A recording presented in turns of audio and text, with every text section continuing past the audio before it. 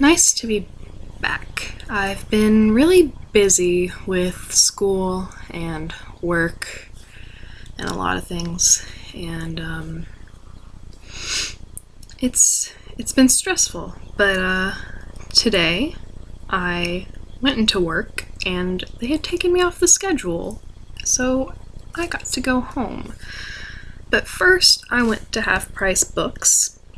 And I'm sorry for this shaking. I'm sitting on my bed, and my laptop moves whenever I move. And but I went to Half Price Books, and I spent $32 and got a bunch of books that I read years ago and have been wanting to reread, and also one that I haven't read and probably should have.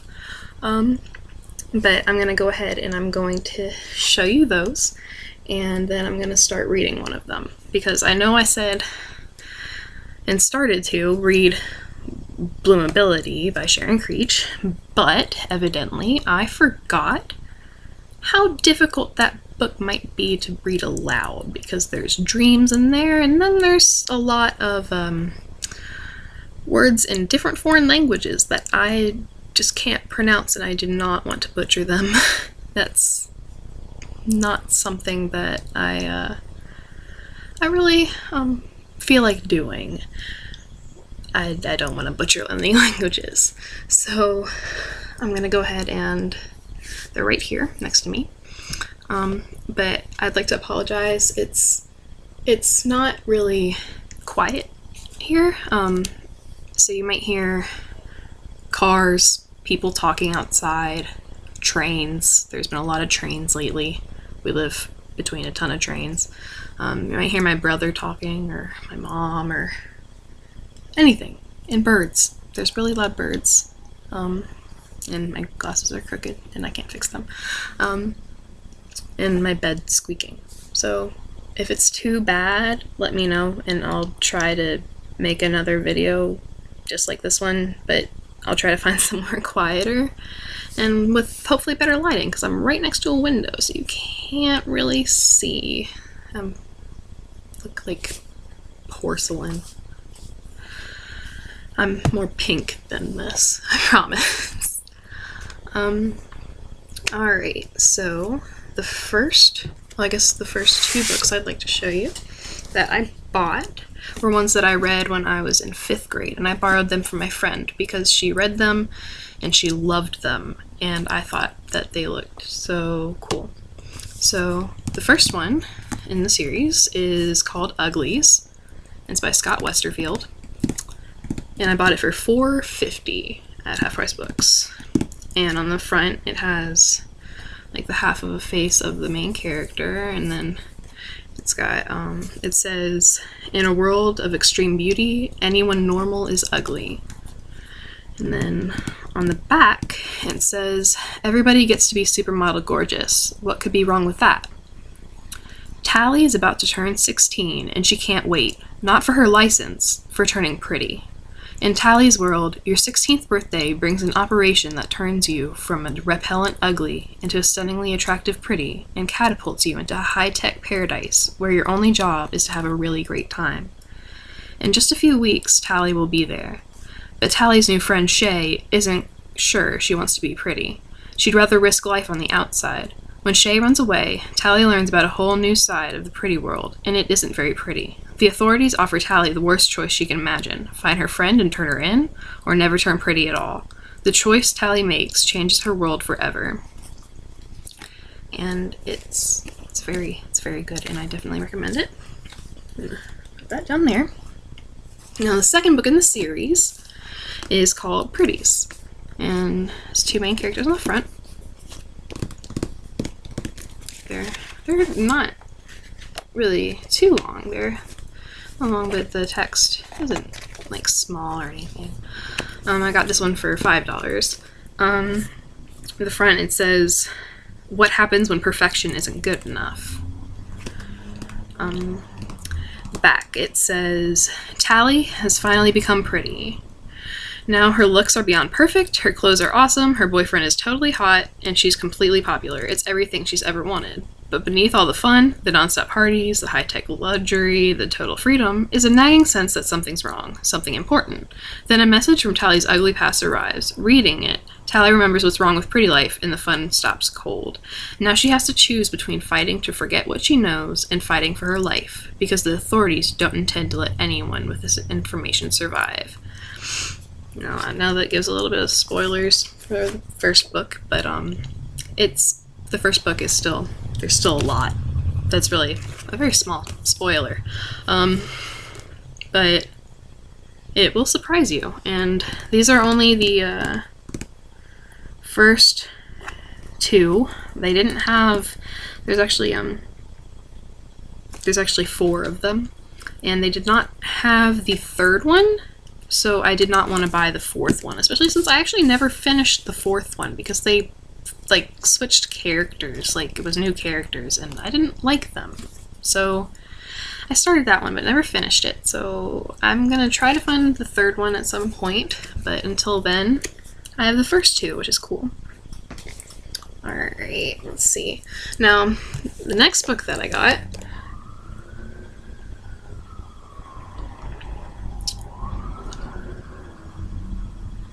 I live right next to a fire station. It's fun. Yeah, it's amazing. Alright, I'm sorry.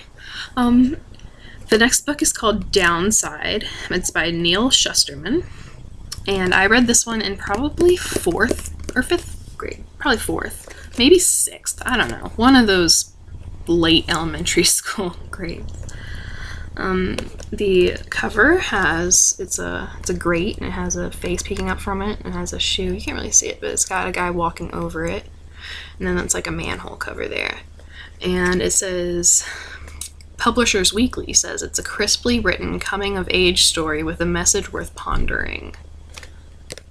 The back says, Talon lives downside, that is, underneath New York City. There's a strict code of secrecy among the downsiders. However, when Talon accidentally meets a young woman named Lindsay, who is a topsider from above the ground, the two worlds inevitably collide. They become friends and love blossoms. The punishment for Talon's lack of discretion could be death. What will happen to them? Will the entire downsider community be discovered?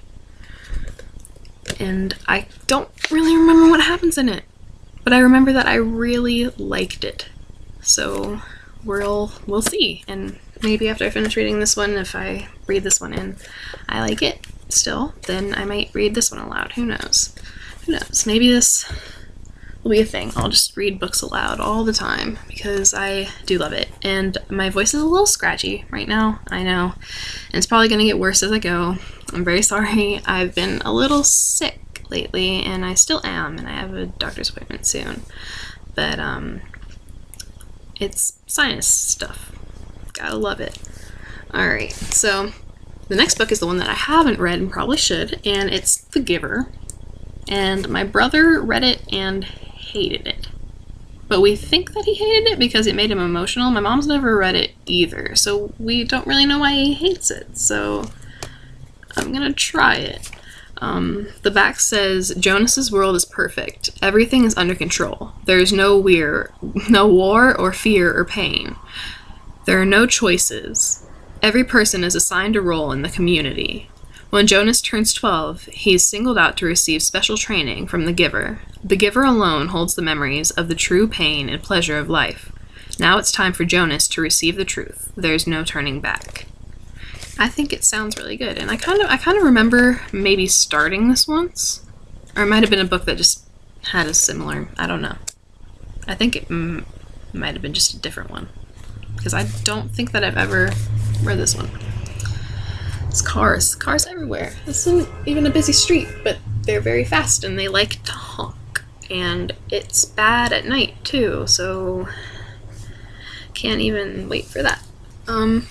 The next book that I actually went to Half Price Books looking to get my own copy of Lord of the Flies, because when I read it at school, they made me give my copy back because they were the school's, and it's my favorite book ever, and I wanted to get a copy of it, and they didn't have it. So, but they did have another book by the same author, William Golding, and I've never read it, and it is called Darkness Visible. got some kids on the front, and it was more expensive. It was $10.50, but I figured I love Lord of the Flies so much, and it sounds good, so why not, right? It says on the back, it says, at the height of the London Blitz, a naked child steps out of an all-consuming fire. Miraculously saved, yet hideously scarred, tormented at school and at work, Maddie becomes a wanderer, a seeker after some unknown redemption. 2 more lost children await him, twins as exquisite as they are loveless. Tony dabbles in political violence, Sophie in sexual tyranny. As Golding weaves their destinies together, as he draws them toward a final conflagration, I don't know what that means, his book lights up both the inner and the outer darknesses of our time. I do. I think it sounds good. But, I mean, it's a very vague description. I mean, it doesn't say anything that happens, so I'm looking forward to it. Might read this one aloud. Who knows? Just read every book in the world. And if there's a book that you think I should read aloud, then let me know, because I might. Okay, this one, I'm not even embarrassed. I was gonna say I'm embarrassed that I like it, but I'm not. It was amazing. I borrowed it from my friend and had to give it back, and I thought it was so good. And it's The Host by Stephenie Meyer. The Twilight Offer. And it was amazing. I loved it. It was so good. And I definitely recommend it. I recommend it to everybody. Everybody. Okay, let's see. It's one of the hardcovers, so it actually is on the inside. It says, Melanie Strider refuses to fade away. Our world has been invaded by an unseen enemy. Humans become hosts for these invaders, their minds taken over while their bodies remain intact and continue their lives apparently unchanged. Most of humanity has succumbed. When Melanie, one of the few remaining wild humans, is captured, she is certain it is her end. Wanderer, the invading soul who has been given Melanie's body, was warned about the challenges of living inside a human. The overwhelming emotions, the glut of senses, the too vivid memories. But there was one difficulty Wanderer didn't expect, the former tenant of her body refusing to relinquish possession of her mind. Wanderer probes Melanie's thoughts, hoping to discover the whereabouts of the remaining human resistance. Instead, Melanie fills Wanderer's mind with visions of the man Melanie loves, Jared, a human who still lives in hiding. Unable to separate herself from her body's desires, Wanderer begins to yearn for a man she has been tasked with exposing. When outside forces make Wanderer and Melanie unwilling allies, they set off on a dangerous and uncertain search for the man they both love. And let's continue back here. Actually, no, it's just the stuff about Stephenie Meyer, and I'm not going to read that. But,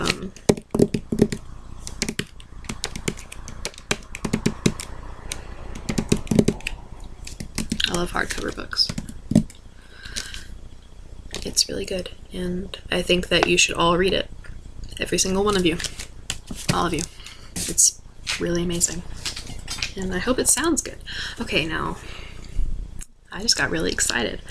I read this one probably back in 5th grade. These are all books that I read a while ago, except for maybe The Host. I didn't read that one too long ago, maybe like 2-3 years. But this one is very near and dear to my heart because it's not one that many people have heard of, like, ever. But it's amazing. I don't know. And it is called Dr. Franklin's Island. It's by Anne Halam. And on the cover you see there's like a sea monster or something, a big wave and a bird. And I love this book. And on the back it says, what's it like to see your best friend transformed into a bird in front of your eyes? What's it like to know it's your turn next? Sammy, Miranda, and Arnie are among 50 British young conservationists on their way to a wildlife conservation station deep in the rainforests of Ecuador. After a terrifying plane crash, these three are the sole survivors, stranded together on a deserted tropical island, or so they think. Sammy, Miranda, and Arnie stumble into the hands of Dr. Franklin, a mad scientist who's been waiting for them, eager to use them as specimens for his experiments in genetic engineering. And this is the one I'm going to read aloud. I know it doesn't exactly sound like a bedtime story, but it's so good. It is so good. And I really hope you guys like it too. I haven't read it, like I said, in years, but I'm going to read it. So I'm going to read it with you guys because it's just amazing. Alright. Let's see.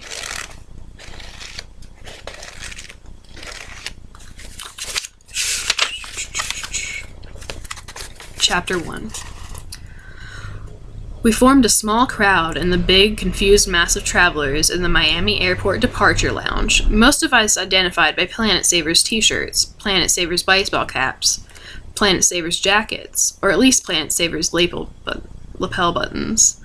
We were going to spend the next 3 weeks together, 50 British young conservationists. We were prize winners in a competition run by the Planet Savers TV program. Part of the time we'd be staying on a wildlife conservation station deep in the Ecuador rainforest. Part of the time we'd be visiting the Galapagos Islands. I'd enjoyed flying from Gatwick as an unaccompanied minor. It was the first time I'd been alone on a plane, but that hadn't frightened me at all. Now I was beginning to feel scared. I'd won a place on this trip by thinking up a biodiversity experiment about beetles. But I suppose I'm a typical nerd, good at the details, not very smart at seeing the larger picture. I'd gone in before the competition because I liked my science teacher, and it had been like doing any interesting piece of homework. I had not thought it through. I had never sat myself down and said to myself, "Hold on, Samira, what if you win? You are shy. How are you going to survive for 3 weeks surrounded by total strangers?" 2 presenters from the Planet Savers TV program were coming with us, Neil Cannon and Georgie McCarthy. They were at the center of a chattering group, tall, thin Neil with his spiky ginger hair and freckly tan, Georgie with her glowing dark skin and her cheeky smile. Both of them looked very friendly and cheerful and genuine, the way they did on television. They were the only people I wanted to go up and talk to. They seemed like friends because I'd seen them so often on TV. But I knew that was an illusion. Real life is different. So I walked about instead, counting my fellow prize winners. There were 37 teenagers and 10 adult organizers, including Neil and Georgie. There were actually 50 prize winners, but the other 13 were traveling on another flight. I decided I was in the rainforest already, or else in a zoo. Maybe I was a new young animal, freshly arrived, and I had to find the enclosure where I belonged. I spotted a baby giraffe, a wolf cub, a slinky green-eyed lizard, a couple of pointy-nosed, mischievous young lemurs, a pouchy-faced boy with tufty auburn hair who looked amazingly like a guinea pig, the kind with the fur sticking up in rosettes. There was one sad girl with big eyes and smooth fair hair sitting by a set of beige pigskin suitcases, while the rest of us had backpacks and nylon stuff bags, who was like a baby seal, beautifully dressed and totally helpless. There was an awkward, gangly boy with a huge nose, carrying a fluorescent orange puffer jacket, who looked like a newborn wildebeest, stumbling over his own legs. There was a very cool girl, with long black hair, long brown legs, black t-shirt, gray cut-off combats, and a battered rucksack that looked as if she'd borrowed it from Indiana Jones. I couldn't think of an animal comparison for her. She didn't look lost or anxious at all. She must be one of the keepers. But what kind of animal was I? I didn't know. I walked all the way around the zoo, and then came back to a girl with a round face and fluffy hair, who looked like a baby owl. I like owls. I was about to say hello, when along came a very cool girl, with her beautiful hair swinging. She smiled at me, and so did the baby owl, but oh no, my throat closed up. I simply could not speak. I can't talk to strangers. I swerved off and pretended I'd been heading for a nearby drinks machine. On the row of seats by the machine, there was a big, chunky, pale boy with bristle-short, dark hair, sitting by himself. You wouldn't have known he was one of us, except that he had a Planet Savers information pack lying face down on top of his rucksack. I'd given up on the animal identities, so I didn't try to think of one. But I decided I'd sit down, not next to him, but a couple of seats away, to drink my can of Coke. I would try to look casually inviting, and maybe we could strike up a conversation. I sat down, giving a sigh that might have been a short, sort of non-committal half hello.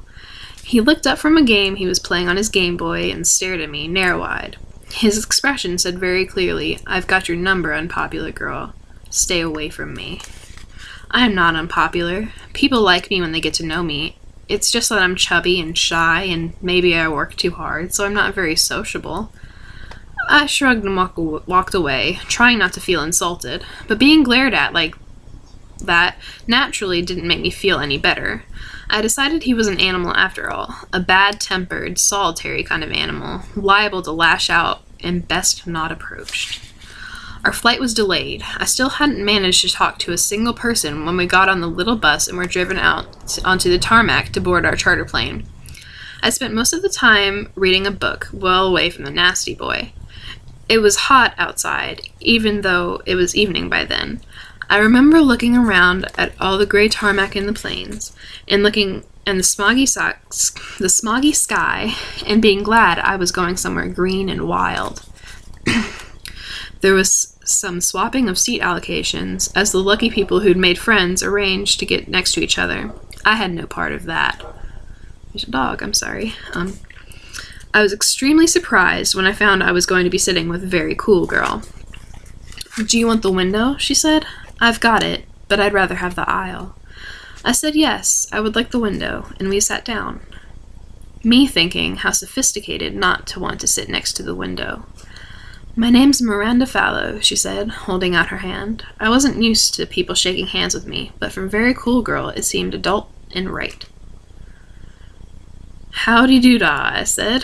"I'm Samira Garson. People call me Semi." We shook hands. Her grip was thin and hard. My grip was pudgy and shaky, and my palms sticky with sweat. I hoped she wouldn't think I was afraid of flying. I looked out the window at the fascinating tarmac, miserable with myself for having said howdy-doo-dah like that, and wishing I hadn't told her my nickname, as if she was likely to be interested. We were flying to Quito, the capital of Ecuador. We were going to stay in a hotel there before traveling overland to the rainforest base.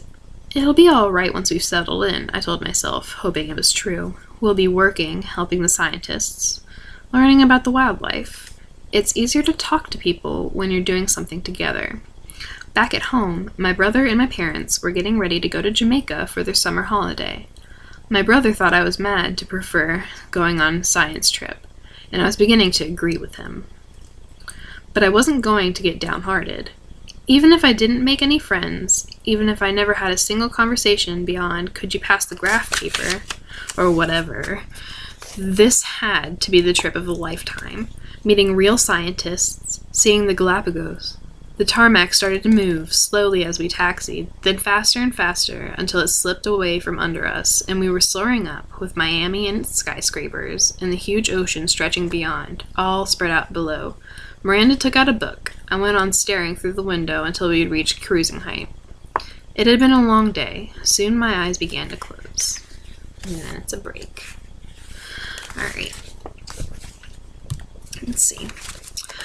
I dreamed that I was counting tree frogs. They were brightly colored, like jewels, but they had too many legs. I was piling them on top of another. The legs kept sticking out in all directions, and I kept trying to tuck them neatly into the heap. It was one of those anxiety dreams you get when you aren't properly asleep. While I stacked up these frogs that looked like beetles, I still knew I was on the plane.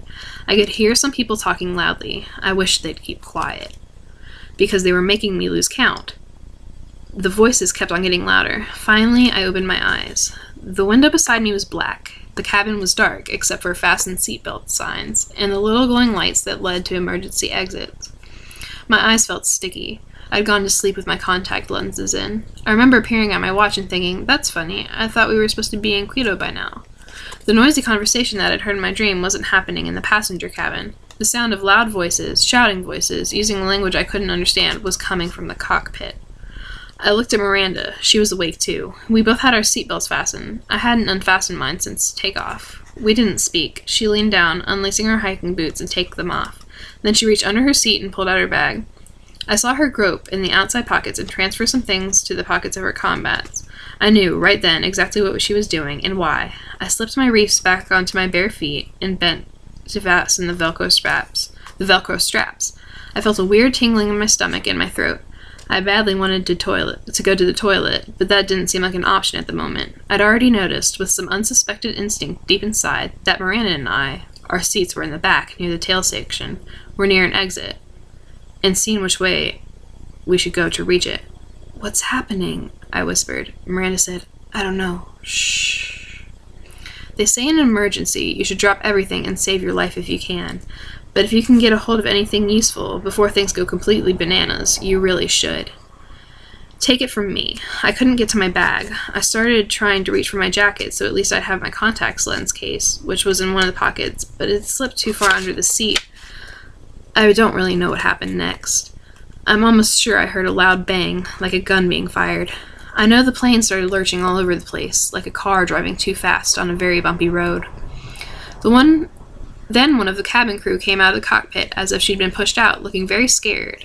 And there was a strange man behind her, not in uniform, his face covered. I think his face was covered by a mask. But there was so much confusion. A couple of boys in front of me and Miranda had got up from their seats. I don't know what they were trying to do. A girl started screaming at them to sit down, and the grown-ups had to intervene to break up a fight. It was dark, and I was scared. I concentrated on keeping quiet, not getting involved, hoping I was wrong about what seemed to be happening, hoping whatever was going on would be over soon. Then the plane nose-dived. My ears popped so hard it felt as if they were bursting. There was a huge, big roller coaster scream that went all through the cabin, and I know that would have been the end, finito. But the plane leveled out again, with an ear-ringing shock that was like hitting an invisible brick wall. The undercarriage, no, not the undercarriage, I mean the belly of the plane, I don't know what it's called, seemed to hit something hard as rock, bounced, and hit again. "We're ditching in the sea," said Miranda softly. "Let's stick together, huh? Can you swim?" Even now she sounded cool and grown up and in control. There was pandemonium in the cabin, but her quiet voice cut through it. If she'd shrieked like everyone else, I'd never have heard her. I said, "Yeah, I can swim," and we got hold of each other's hands. Things became calmer now that the situation was desperate. The shouting and screaming died off. We were told to unfasten our seatbelts and get into the aisle. I shuffled for the exit along with everyone else, holding Miranda's hand so tight you'd have to cut my arm off to get me loose. Next thing I remember, we were in the water. Miranda was beside me. We were treading water, buoyed up by our life jackets, in the dark, in a crowd of other bobbing heads and bright blobs of life jackets. We were trying to get to one of the big yellow life rafts, but we were being smacked around by waves that were chopping and smashing wildly at us from every direction. Something bashed me hard in the knee. I heard Miranda yell, "We can't do it. We have to get away from these rocks." I was absolutely trusting her with my life, so I swam with her in the opposite direction from everybody around us. And that was very lucky, because it meant at least we were swimming away from the plane when the explosion happened. I can't remember hearing anything. I was simply flung up high in the air, still surrounded by water, and then deep down, down, down. And then flying up again, choking and gasping, being thrown about like a rag. Then I was swimming again, with Miranda beside me. My eyes were sore and blinded by salt. My throat was raw, my lungs hurt, and the water seemed cold as ice. I was thinking of the pilot, or whoever it was, who had managed to level out of the nosedive. I was thinking, I owe that person a life. Whoever managed to do that doesn't deserve for me to give up now. Cold black salt water, a blackness overhead lit by brilliant stars, two heads bobbing near me, somewhere nearby a long, steady, roaring sound. "Miranda?" I yelled. "Yes, it's me. Who's that with you?"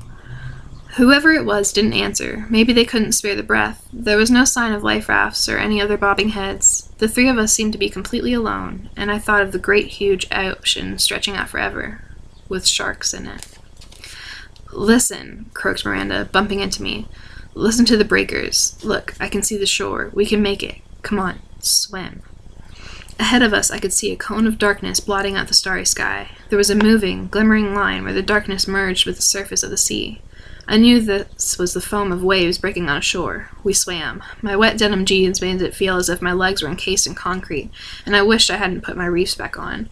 Miranda had more sense, taking her boots off. I tried to kick the sandals away, but I couldn't get rid of them. I didn't know how I kept on swimming, but I did for an incredibly long time. When we got in among the breaking waves, I was picked up and thrown back, time after time, and that's when I really thought I was done for, because I had no strength left to fight. The water didn't seem like water. It seemed like an enormous, cruelly playing living thing, tossing me about in its claws and its teeth. I was shouting at it, inside me somewhere. Stop it, knock it off, you big bully. But finally, there was sand underfoot. Finally, on my hands and knees, I crawled out of the wave's reach. Miranda was there with me, and someone else. We rolled over and lay on our backs on the hard, wet sand. There was no moon, only the stars, shining, blurred, and bright, the brightest stars I'd ever seen. "Who are you?" I said to the person next to me, on the other side of Miranda. I didn't have the strength to sit up and look. "I'm Arnie, Semi, Miranda." All three of us crawled up the sloping beach until the sand under us was dry. We collapsed again for a while, and then we crawled further until we came to a big boulder with an overhang, a shelter that seemed, by our present standards, as good as a 5-star hotel. There we lay, drenched, battered, too exhausted to talk, too exhausted to sleep, waiting for the light. And that's the end of chapter 1.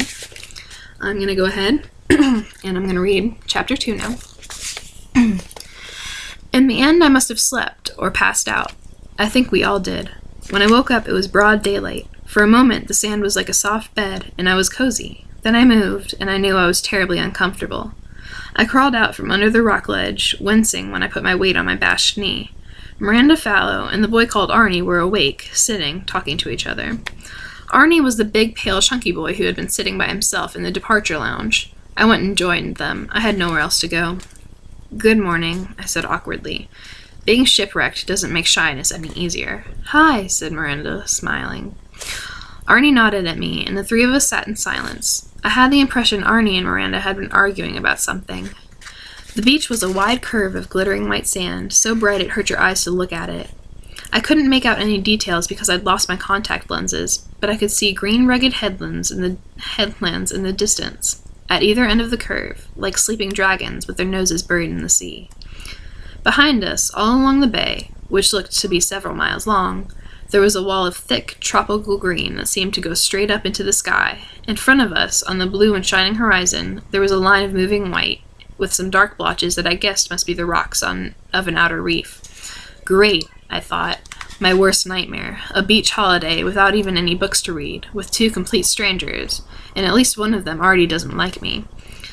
I pointed at the rocks. "Is that where we swam from last night?" "Wow." "Yeah," said Miranda, and she pointed too. "We did good, didn't we? Look, you can see the plane wreck. The pilot must have tried to ditch in open water, but he came down on the reef instead. Lucky for us we swam in the right direction." I couldn't see the plane, but I didn't say so. "Do you two remember an explosion?" I asked after a silence that seemed too long. "When we were in the sea?" "Yeah," said Arnie, looking at me sourly. "The plane blew up."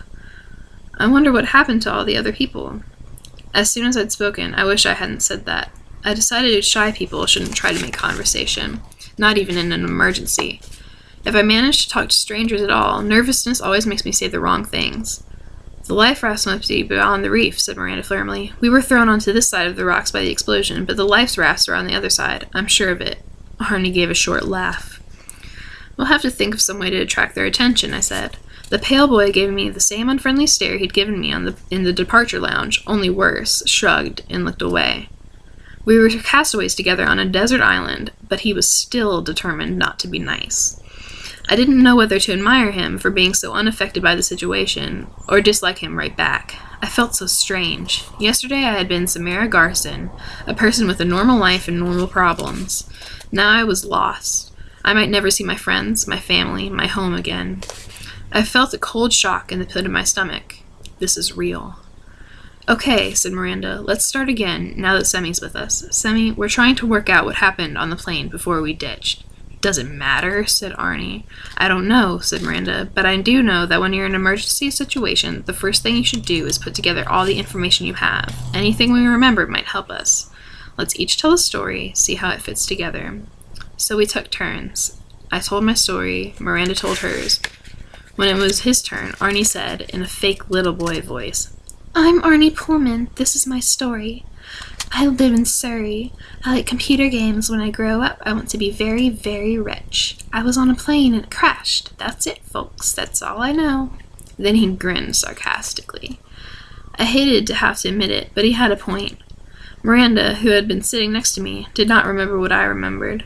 It seemed as if we'd been in 2 different plane crashes. Miranda thought the plane had been lurching around already when we both woke up. She believed we'd been caught in a tropical storm. She hadn't seen my strange man. She thought the man with the stewardess had been one of the Planet Savers organizers, helping to calm people down. I said there'd been panic and a fight in the aisle. She said a girl had been taken ill, and the crew had been rushing about dealing with that, as well as with the storm. I was sure we'd been overdue for our landing in Quito when I woke up. Miranda said she looked at her watch too, but she thought we'd been halfway through the flight time. My watch had been ripped from my wrist somehow when we were at the sea. Miranda was wearing hers. It looked undamaged, but it had stopped at 7:35 p.m. But that was very confusing, because at 7:35 p.m. Miami time last night, our delayed flight had hardly left the tarmac. Miranda's watch was not a reliable witness, but that didn't prove I was right. This obviously wasn't Quito, or anywhere in the mountains of Ecuador, but where would halfway from Florida to Ecuador put us on the map? We talked back and forth about time zones, and whether we'd remembered to change our watches, trying to work it out and getting nowhere. Arnie said he didn't wear a watch. He sat there grinning, listening to us tie ourselves in knots. We were on a beach, probably in the Pacific Ocean. Other than that, we didn't really know anything. We had no radio, no emergency flares, no first aid, no food or water, and no way of getting in contact with the other survivors, if there were any. Finally, Miranda and I gave up. Lots of different discomforts started to ooze through the protective clouds of dazed confusion that still filled my head. Miraculously, both of my reef sandals had stayed on my feet, but the straps had rubbed my heels completely raw. My clothes weren't dry, they were damp, sticky, and stiff with salt. One leg of my jeans was ripped in half, and through the rip you could see my knee, swollen and bruised with a big, raw scrape. I could feel other bruises too, and my whole body ached from all that swimming. My mouth felt as if it was lined with salted sandpaper, my face felt twice its size, and my hair must have looked disgusting. We ought to move out of the sun, said Miranda at last. It's getting hot. We ought to start walking to one of those headlands, said Arnie. And then what? Sighed Miranda. It's farther than you think. It's miles, Arnie, and we have no water. 2 of us have no shoes. There's no sign of human life here. If we manage to reach the headland, we don't know if there's a track across it. There might be snakes. There'll certainly be ants, thorns, rocks. Have you ever trekked in a tropical forests? It's no joke. We'd be lost and bushed in no time. What if there's a tourist village in the next bay? What if there isn't? I say we stay with the vehicle. What vehicle? That vehicle, said Miranda firmly, pointing out to the sea. The plane. Search and rescue will be searching for the plane. If we're not right here when they come looking, we are sunk. What if that takes days? Are we going to sit here and starve?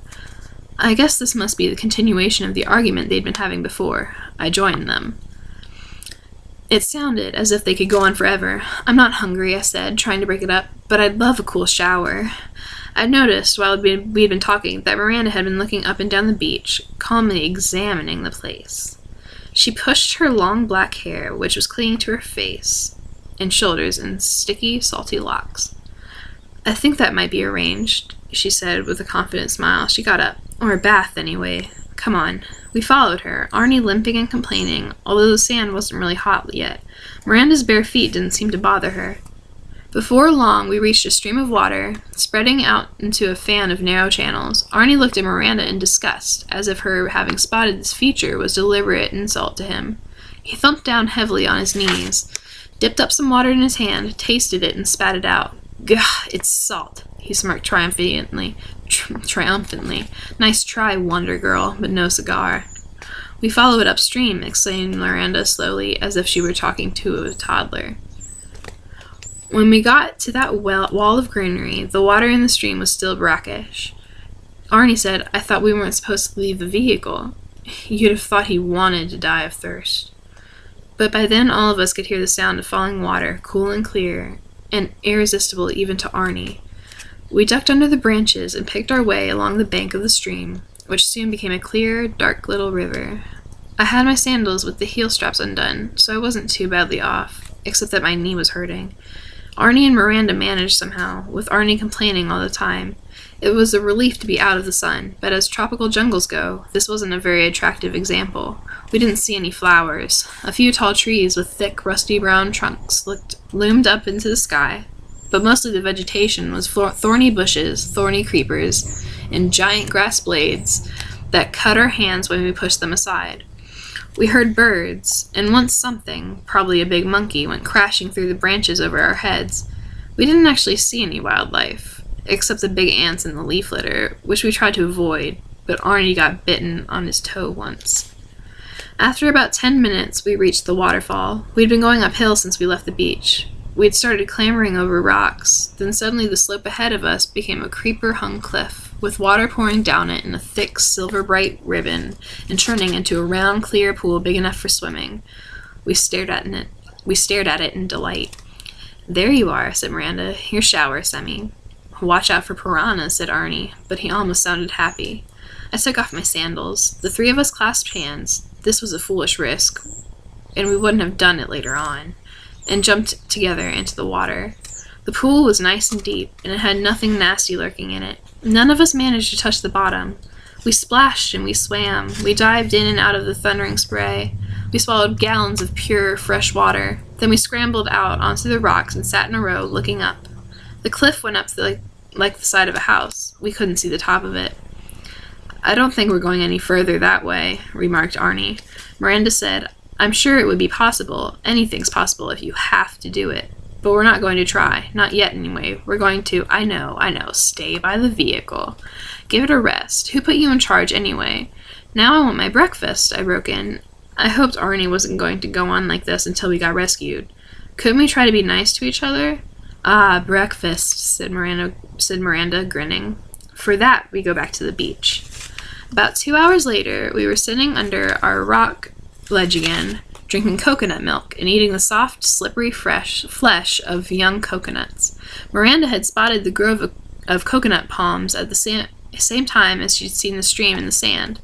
We'd found plenty of fat, green coconuts lying under them, both the big ones and the little young ones that are really tasty. We'd used her pocket knife, which was one of the things she'd moved into the pockets of her combats when the plane was in trouble, assisted by various stones and sticks to break into them. It had not been easy. There had been a lot of trial and error bashing, dropping rocks on coconuts from a height, prizing and thumping and general frustrating hammering, but we had triumphed. We had water, we had food, we had shelter from the sun. We had washed ourselves and our clothes free of salt, which might not sound important, but feeling fresh and cool made a huge difference in my ability to cope.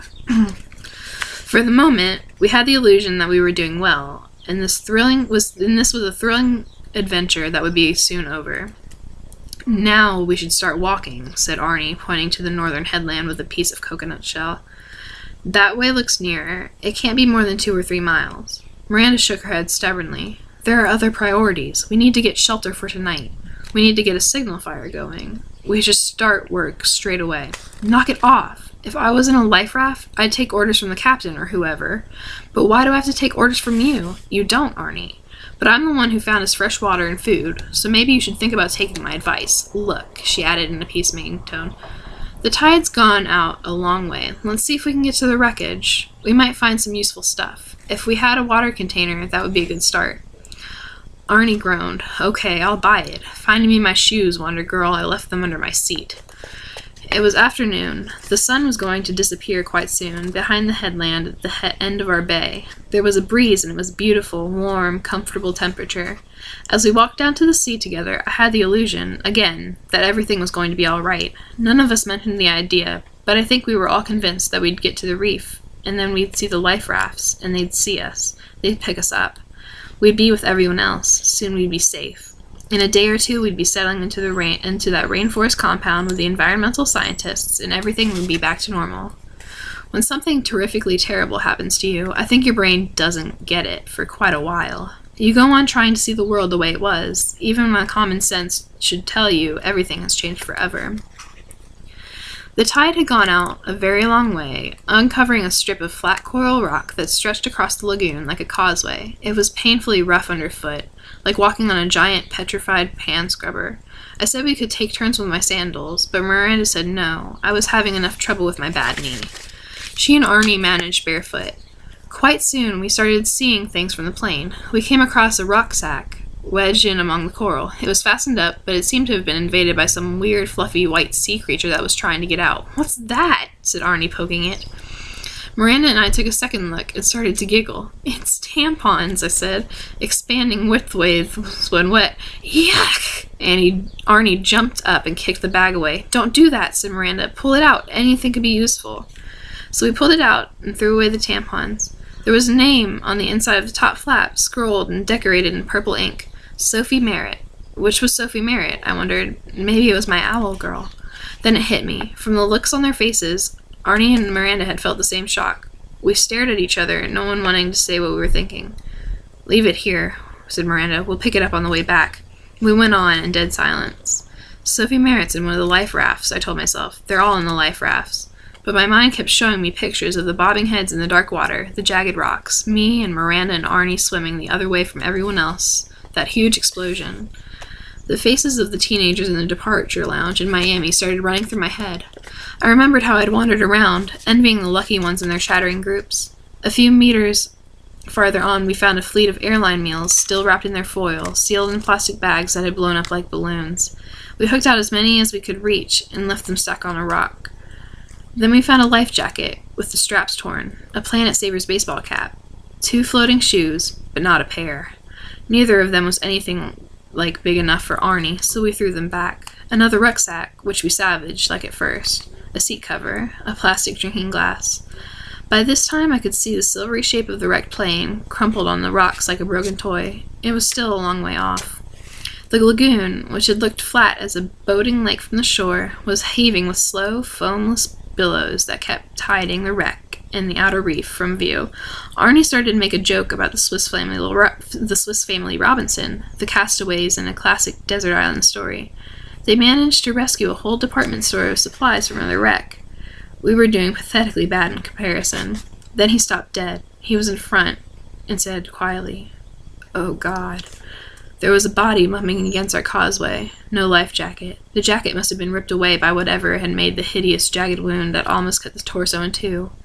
It was Neil Cannon, the Planet Savers TV presenter. His hair wasn't spiky anymore. It drifted like seaweed. His healthy outdoors tan had turned pale and bloodless. He only had one leg. "I don't think I'll go swimming in this lagoon," muttered Arnie. "Can we bury him?" I whispered. "Can we please get him out and bury him?" It seemed awful to leave him there. "Look!" breathed Miranda. Farther out, the billows had lifted into view something I saw as a big bobbing yellow blur. It was a life raft. We ran toward it, yelling. When we were level with it, we saw the raft was floating upside down. We shouted in the faint hope that there were people alive, trapped underneath, but got no answer. Then as we watched, it was heaved up by the waves and lazily turned over. As it rolled, we saw the long, wide gash in the bottom before it slowly sank. "It wasn't a shark that did that," whispered Miranda. "No," said Arnie. "It must have been the explosion. Remember, there was an explosion." "I don't think we're going to reach the wreck," said Miranda. "It's too far." We stood there, surrounded by the empty sea and the empty sky. "I think we'd better head back," I said, at last. I'm sure the tide started to turn. We returned to the beach in silence, collecting our salvage goods on the way. I had to close my eyes while we were passing the body. The tide was coming in quickly. We were wading knee-deep before we reached the shore, which was very scary. As night fell, we sat under our rock ledge again, eating more coconut meat and sipping on thin, refreshing young coconut milk. None of us felt like tackling the airline food. In fact, none of us felt hungry. We ate because we knew we ought to. We talked about ways of getting out to the plane. We talked about needing a decent knife and about making a signal fire. One of the things Miranda had moved from her bag into her pockets on the plane had been a box of matches wrapped in plastic, but they were lost. The pocket they had been in had been torn off in the water. We hoped there'd be something we could use to make a fire in one of the rucksacks, but we didn't feel like looking now, and anyway, we had no light to see by. There'd been 37 teenagers, 10 Planet Savers adults to organize us, and the cabin crew and the pilot. Were we the only ones left alive? There could still be a tourist village, said Arnie. We don't even know that this is an island. We could be 5 miles from a road or something on the coast of Ecuador. Miranda sighed. That waterfall was pretty spectacular, wasn't it? So? I didn't see any sign of people having been there. Did you? Not a scrap of litter. No path. There was nothing. There's nothing on this beach either. No footprints, no tire marks, no fishing nets, no huts. I don't think there's any tourist village, Arnie. I don't think there's a road. I think we're alone, and our only hope is to stay near the wreck. Semi says there was a hijack, said Arnie. I think she's right. There was a hijack, and the plane blew up before the rafts could get away. I don't know how much fuel a charter jet that size carries, but I don't know how far off course we could be. But if we're not where we should be, and nobody had a chance to send a radio message before we ditched, chances are that's all she wrote. We're finished if we can't save ourselves. How are your search and rescue people going to find us if they don't know where to start looking? It was the same argument as before, but they weren't quarreling now. They were simply telling each other the bad news. Let's go to sleep, I suggested. Things look better in the morning when we're rested. Alright, now we are at chapter 3. This is going to be the last chapter that I read for this one. And then I'll make another one, because I like reading today. It's nice. On the second morning, we thought we heard a plane. We scrambled out from under the overhang and ran about looking at the sky. There wasn't a sign of anything moving, except for a few seabirds over the outer reef, but we were full of hope. We tipped out the rucksacks and found a magnifying glass. We rushed about collecting dry leaves. Miranda used the magnifying glass as a burning glass and got a twist of dry tinder I light. I hopped and limped along the shore picking up sticks. Arnie went crashing around under the trees. In an hour or so we had a fire going, and we were throwing green stuff on it to make it smoke. Miranda waved a white nylon Planet Savers jacket that had been in Sophie Merritt's rucksack. Arnie ran up and down, screaming, "Help! Help!" and waving his arms. The plane, if it had been a plane and not our imagination, didn't come back. The empty sea and sky looked at us blankly, as if we were mad. Yes. Miranda said, maybe they've seen us and they can't let us know yet. If there was a plane, you'd think the people in the life rafts would have sent up a flare, said Arnie. Maybe they're saving their flares, I said, for when it's dark. We kept the fire going all day, but it was incredibly hard work. My knee had swollen up and I couldn't walk much. Arnie and Miranda had to do most of the fuel gathering. I did the tending. I felt guilty, but if there'd been 3 of us bringing in fuel, we couldn't have gathered enough to last through the night. We had to let it go out. We didn't hear any more plane noises, not even imaginary ones. On the 3rd day, we found the machete. We were patrolling the high tide line, me limping along with a charred branch for a crutch, looking for more driftwood, but not finding any. Miranda and I were collecting scraps of brightly colored nylon fishing net. Arnie was kicking along a very rusty soft drink can, and saying that these man-made things meant there must be people nearby. Miranda told him the sea carries things for thousands of miles. Human rubbish gets everywhere. It doesn't mean a thing. Then Arnie's can hit something that rang like metal. He gave a yell of delight, pounced on something half buried in the sand, and suddenly he was waving what looked like a pirate's cutlass in the air. "You see?" he shouted. "You see? Don't tell me this floated over from Australia." Miranda, forgetting to be very cool for a moment, gave a whoop of joy herself, and grabbed the big knife from him. The blade was hardly speckled with rust. The hand grip, bound in brass wire, was shiny. She turned it over, gloatingly. Then we all saw the remains of an airline sticker plastered to the metal. You could read the Planet Savers logo, and some of the print, saying, "Not cabin baggage." "Oh God," she said. "The rainforest scientist from Ecuador gave a machete to Georgie. Do you remember? On the program when they announced the competition. I remember. At Miami Airport, she told us she was bringing it with her." We looked at each other, the shock hitting us again. Where was Georgie McCarthy now? Arnie took the machete back and stuck it in his belt. "I'm going to build a raft," he said defiantly. "With my machete. If you're very good, Wander Girl, I might let you help me." That night we cut our first 3 notches on the coconut palm tree. On day 4, a snake got into the shelter. Arnie had been hell-bent on starting to build his raft straight away, but Miranda had insisted the first thing we did with his brilliant find was to cut poles and palm fronds until we had enough material to build a basic A-frame hut. We put it up by the trees. It looked rather ramshackle and pathetic, but we thought it wasn't bad for a first attempt. After the machete find, the hut had taken the whole of the rest of the 3rd day. By the time we'd finished it, stacked our salvaged belongings in there, and cut a load of long grass, there was some soft grass as well as the Raider so sharp kind for bedding. It had been dark, and we'd been too tired to do anything but crawl inside and sleep. In the morning, Arnie and Miranda went fuel gathering. When they came back, I was sitting in the shelter, out of the sun. Miranda crawled in and put her hand down on something I'd taken for a curved shadow on the bedding, but it was a snake. She jerked back. It lashed out at her. Miranda screamed. I screamed. We both shot out of the shelter, destroying half a palm frond wall. The snake came zipping after us. I suppose it was trying to get away, but it didn't seem like it. It looked big, about 2 meters long, and seemed as if it was out for our blood. Miranda screamed and screamed. I was stunned to see her so out of control. I grabbed the machete from the heap of newly gathered fuel. I don't know how I managed it, but I whacked away at the beast. I actually chopped it in half. The 2 halves of the snake wriggled in the sand. It wasn't really very big, no more than a meter. It was slim and bright green, which scared me. I knew that at least one kind of bright green tropical snake was deadly poisonous, though I didn't know if you got them in Ecuador. Miranda stared at the wriggling pieces, her face drained and gray. "I hate snakes," she whispered. She turned to me. "My God, Semi, it was right by you. Didn't you see it?" I didn't know what to say.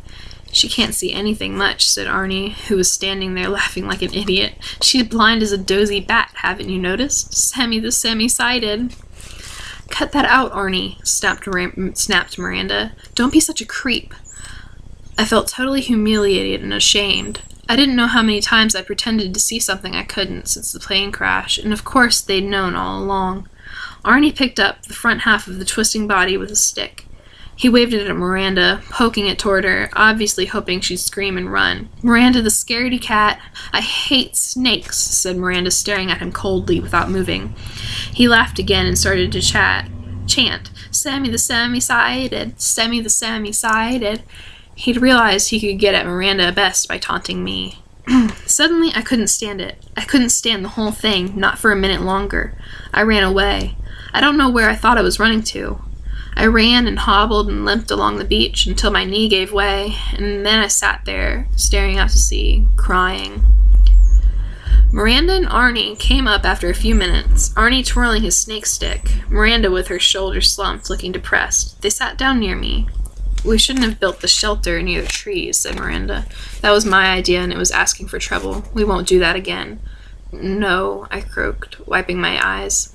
Arnie poked the sand with a stick. "A grass-colored snake on a grass bedding," he growled, not looking at me. "I don't suppose I'd have spotted it either."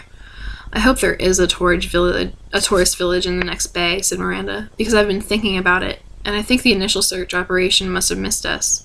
We might have to wait quite a while now before they track us down." Arnie and I nodded. We'd all been thinking about it. She leaned back to look at the green wall behind us. "Plus, I don't think we're going to get up that cliff behind the waterfall very easily, not without climbing gear, and it seems to stretch all the way along the bay." This was as near to being not positive as Miranda could possibly allow herself to be. "You mean we're trapped," I said, "on a tropical island without anything to eat except coconuts, between the sharks and the lagoon, in an unclimbable mountain?" "Yeah," said Arnie gloomily. "Prisoners in paradise." For some reason, this made us all laugh. It dawned on me that I hadn't thought once about being shy since the morning after the crash. That made me laugh again, but I wouldn't tell them why. It was a high price to pay, and Arnie wasn't exactly ideal material, but maybe I had actually managed to make 2 new friends. In a really, really bad situation, most people will try not to break down. It's instinct, and if you have any sense, you'll let it guide you. But it's also good, occasionally, to scream and burst into tears and get nasty for a minute or 2. It relieves the pressure. We picked ourselves up and got to work on moving the shelter. We rebuilt it next to our boulder with the overhang, and it felt more like home there. No more snakes invaded it. My knee got better, helped by antiseptic cream and dressing from our first aid kit. One good thing about having crashed with a plane load of young conservationists, those 2 rucksacks were full of useful survival items. We improved the shelter. We gathered fuel. We made a shadow clock, with a pole stuck in the sand and shorter pieces of wood in a circle around it, like a sundial, and used it to keep track of the tides. We tried various ways of making beach sandals. None of them worked very well. Miranda lashed her pocket knife onto the end of a split stick, using some of the twine we'd collected, and went spearfishing in the shallows. Arnie and I didn't believe this could possibly work. I was so terrified that a shark would come sneaking up and bite her leg off that I couldn't watch. But Miranda came back up to the beach with 4 fat fish, 3 of them the length of my hand, 1 twice that size. We gutted them and cooked them, wrapped in leaves, and they were full of bones, but they were delicious. Apart from the occasional flare-up like the snake incident, the 3 of us got on quite well. But there was always friction between Arnie and Miranda. The trouble was, he kept having to do what she'd told him, because although he was annoying, Arnie wasn't stupid, and he knew she was right. Maybe even worse, from Arnie's point of view, she practically always kept control of herself and insisted on being positive. It was Miranda who made us keep the signal fire always ready. She was the one who started storing food and making coconut water carriers, so we'd have supplies to take with us when we set off to explore the island. She had endless plans and schemes for making sure we had plenty to do and think about, and no time to sit around getting depressed. At times, I couldn't help sympathizing with Arnie. Sometimes it was a relief to have him there, making sarcastic remarks and moaning, but then he'd make one of his nasty cracks about semi-sided semi, or he'd eat some of our stored rations and lie about it, and I'd hate him. And the days passed. The worst thing was the dead bodies. It was bad enough seeing them, but thinking about them was worse. Each of us had our own particular horror. For me, it was Neil Cannon, bumping against the coral causeway.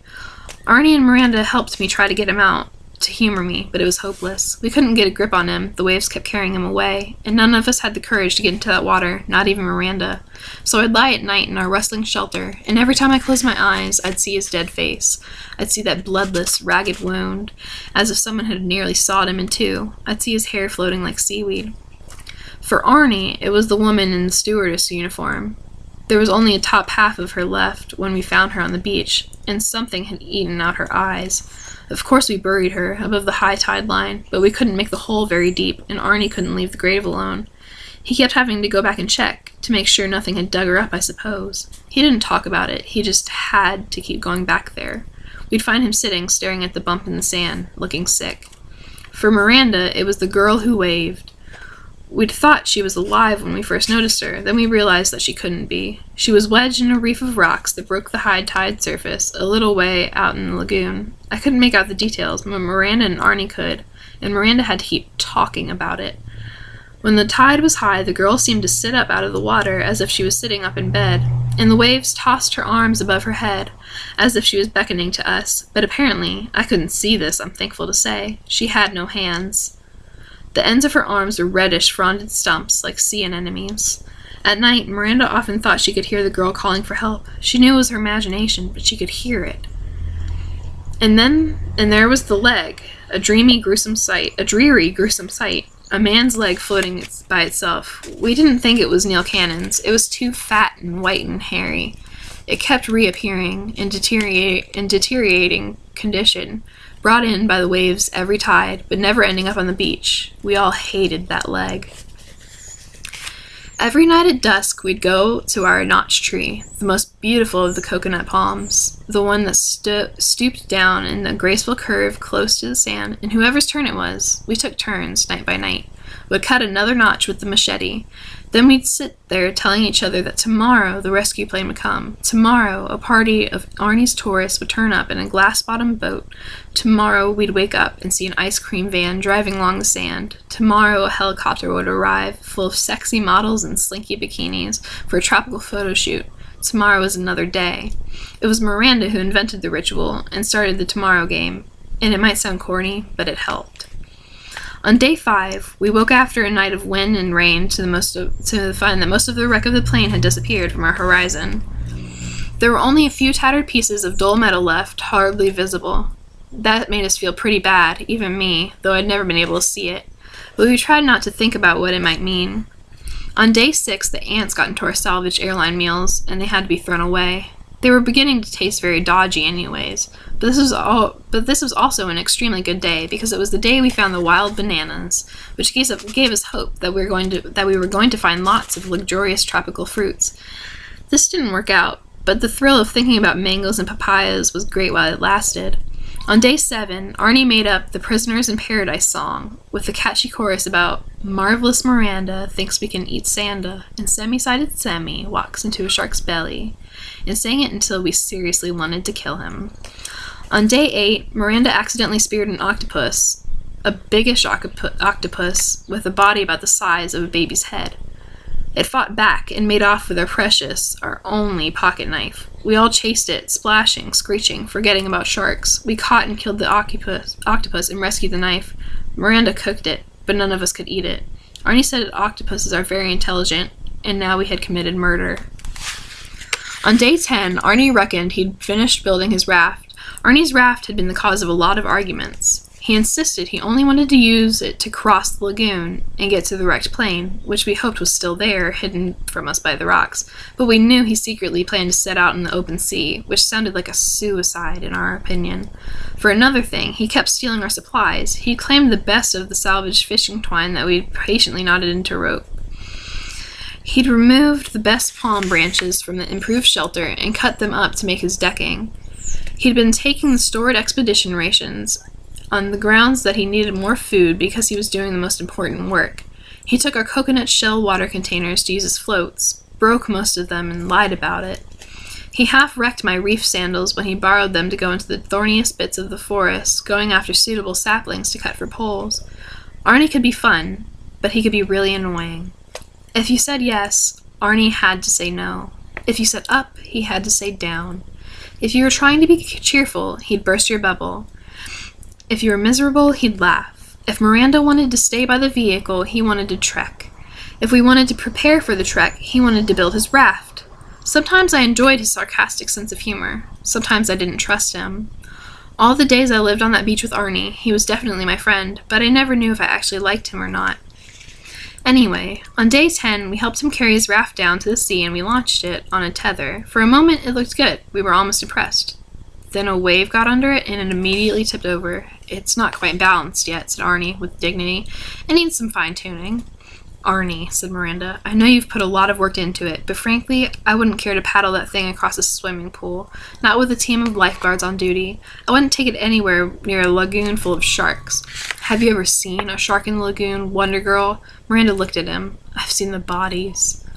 Arnie dragged his raft out of the water and stomped away, pulling it after him. "What do you want me to do?" he yelled. "Stay here for the rest of my life? I'd rather die."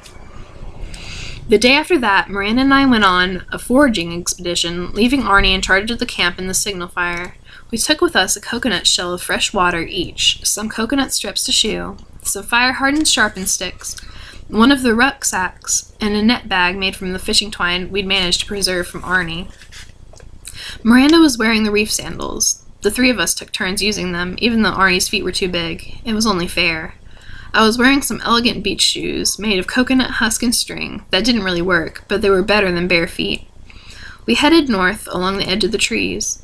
We were scouting for the trek to the next bay, which was still our big plan, even though Arnie no longer believed we'd find a tourist village.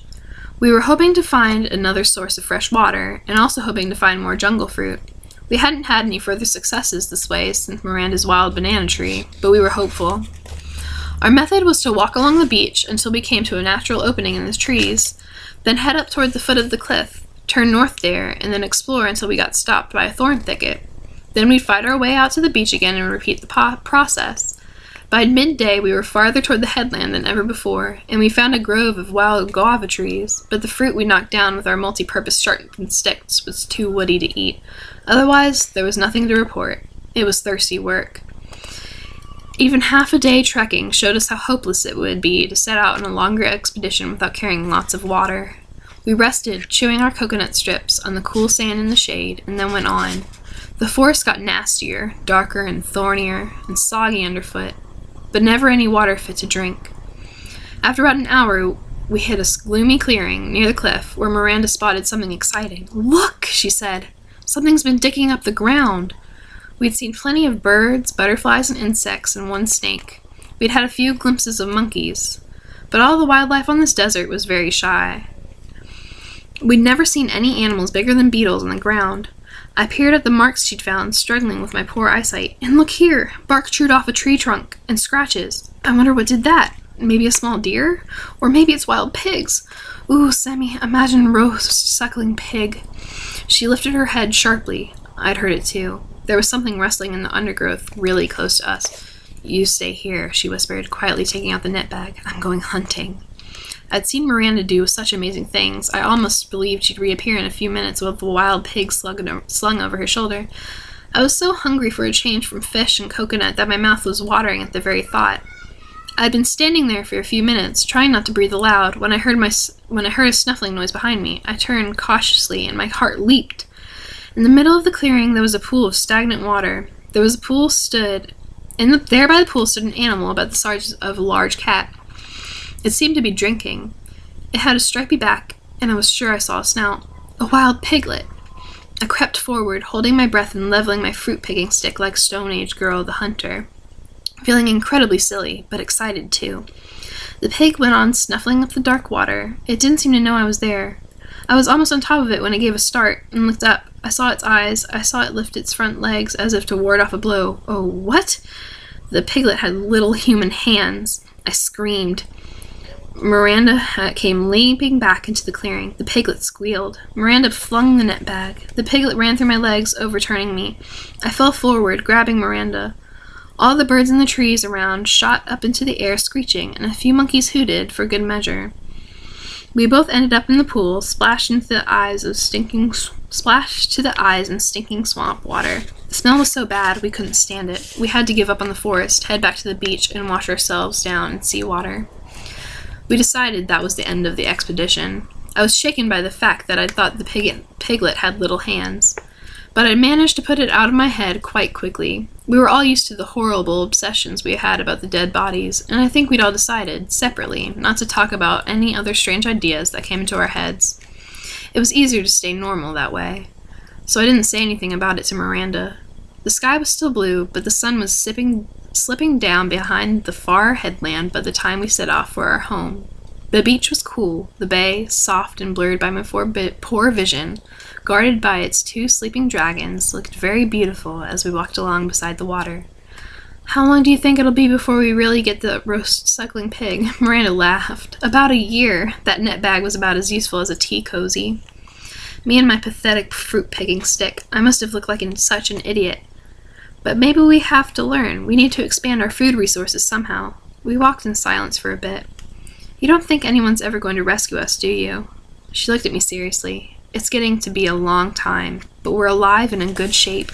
And they'll find us. We're going to be rescued, Semi. Don't ever give up hope. I knew what she meant. We had to believe. It was the only way to keep sane. I was glad I'd decided not to tell her about the piglet with hands. I didn't want to worry her. Tomorrow, I said, the film crew for the next James Bond movie will arrive. This island has been picked out to play the role of the villain's secret hideout. It's good to have something to look forward to. If not tomorrow, then the next day. I certainly hope so. I don't fancy playing Adam and Eve with Arnie. We were still snorting and giggling over this idea as we arrived back in camp. Arnie was nowhere in sight.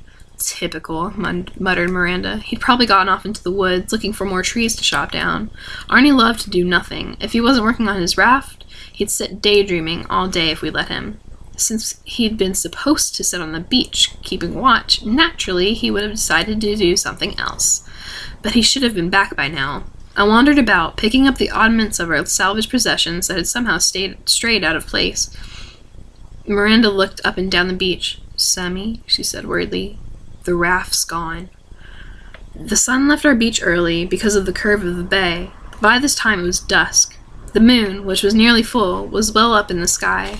We went up to the trees and searched around and called his name. Because it was Arnie, and we were used to his idea of fun, we weren't totally, seriously frightened. We were sure he was hiding, and he'd taken the raft with him to make us really scared. But he didn't come back. When it was getting really dark, we started looking for his footprints, or traces of the raft having been dragged off. But it was too late. The moonlight was terribly confusing, and of course there were footprints everywhere. We looked for him at the coconut palms. We even groped our way up to the waterfall pool. But under the trees, it was too dark to search, and the beach was empty. We called his name over and over, but he didn't answer. We came back to the camp, shocked and horrified. We couldn't sleep. We walked up and down by the lagoon, which lay flat and bright and empty under the silver penny moon. There was no sign of Arnie's raft. In the morning, we discovered that the machete was gone and our store of food. He wouldn't have gone out on the raft on his own, I said. He's not that stupid. Then where is it? Whispered Miranda. Out in the middle of the bay. The girl who waved flapped her ragged arms as if she was signaling us that she knew where Arnie was. She knew. Alright, that's the end of chapter 3. And it's been quite a while. So I'm going to get a drink and I will make another video and we will keep reading this book because it's a good book, and I hope that this turns out well and that the noises from outside aren't too bad and that I'm not reading too quickly and that my voice sounds okay. I'm just gonna trust that it's all perfect and that this is an amazing video. Alright.